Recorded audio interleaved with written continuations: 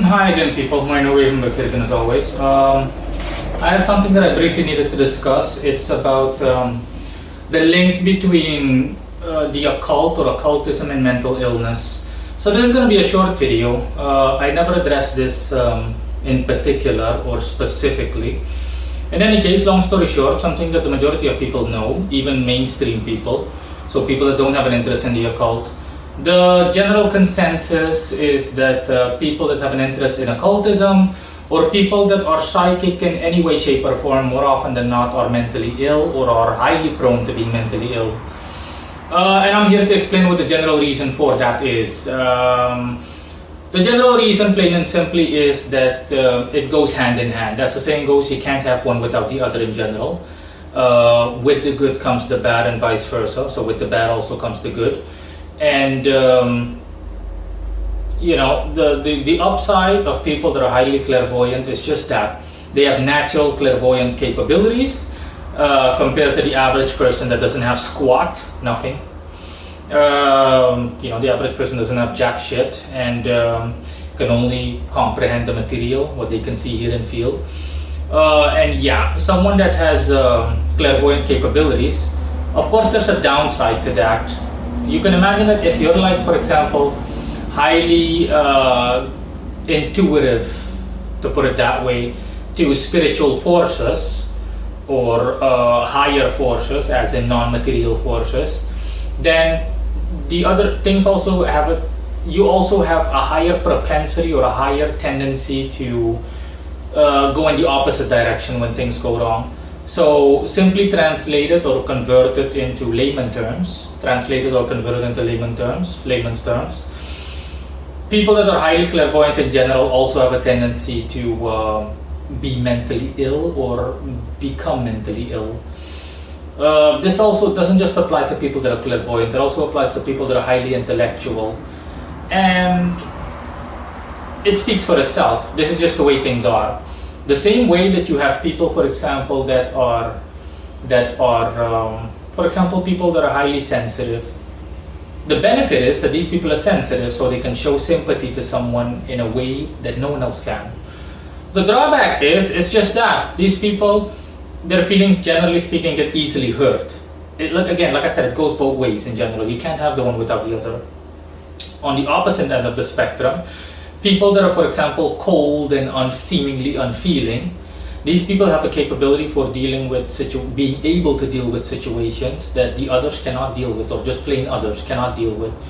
But the drawback is that the person misses warmth in their life, the person misses affection, because the person is cold, so the person can't, at a spiritual level, psychological level, so the person can't experience things like love and whatnot. The person simply can't experience affection the same way that someone else that is sensitive can. Someone that's sensitive can experience affection on the highest level, whereas someone that's cold will not even get there halfway. Again, it has its benefits and drawbacks. Last example that I'm going to give is people, for example, that have strong willpower. People that have strong willpower and people that can really get things done, they have a lot of energy. These people, they can get things done. But the drawback is that they have a tendency to be either too overbearing and or too aggressive and too pushy.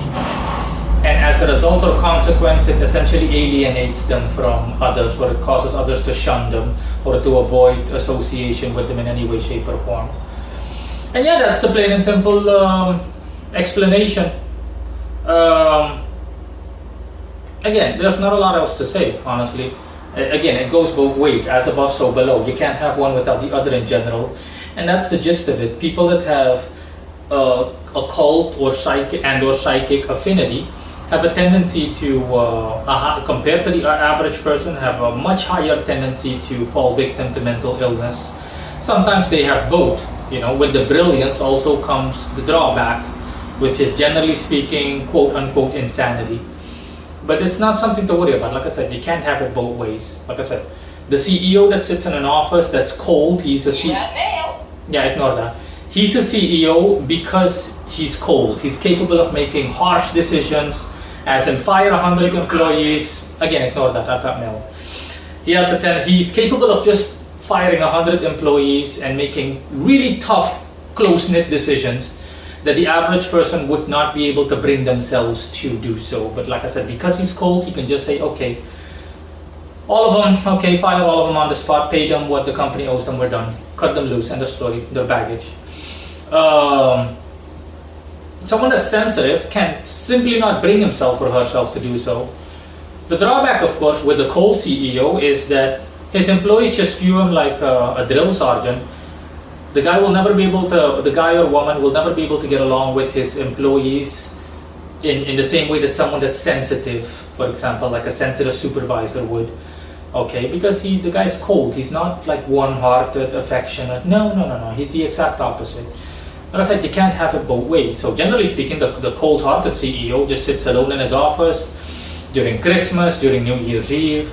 He essentially has no one. Even if he had a marriage, etc., the marriage is more like a business transaction. Okay, these are like cheesy, well, not cheesy stereotypes. They're just plain stereotypes that sometimes can be cheesy, but nevertheless, there is merit to it, like I just explained. And with people that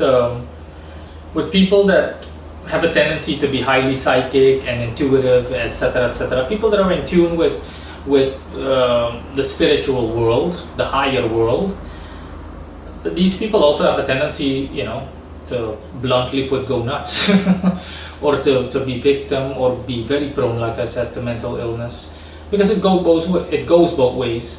Even me, for example, let's just say the absolute worst case scenario is if I could not handle the power I have, the spiritual occult power that I have, that my followers are aware of, then worst case scenario is that I would literally lose my mind. I would go batshit crazy and I would end up alongside the street talking to myself, being completely naked, or being in a straitjacket in a padded cell.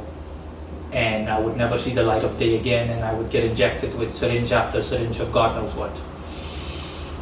Again, as above, so below. It goes both ways. So you can't have the one without the other in general.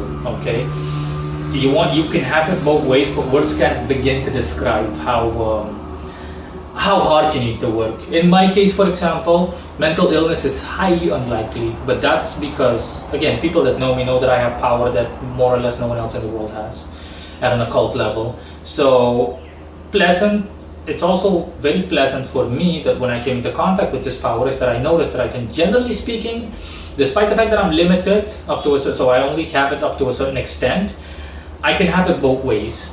Because I saw that essentially what you could define as mundane mental illnesses like neurosis and whatnot, rage, anger, all of that went down. It reduced drastically to the point where, generally speaking, for at least 90%, I have peace of mind. It's quiet in my head, I'm calm, I'm cool, I'm relaxed. I do, hypothetically speaking, still flip out on occasion, but as in have like an angry, neurotic fit. I just get angry out of nowhere, like a brief mood swing, but that's like on occasion, definitely not regularly. And usually it only happens when I really push myself to the point where I use like a fifth of my total power, and then it takes a toll on me. But like I said, generally speaking, when I'm in neutral mode, I'm completely relaxed, honestly, for the most part, for the majority of the day. I'm completely relaxed, and yeah, I can have it both ways, but again, even I, at my level, am limited. So that just goes to show you that you really, in general, if you're the average person out there, that you cannot have it both ways. And that's all. See you guys later. Bye.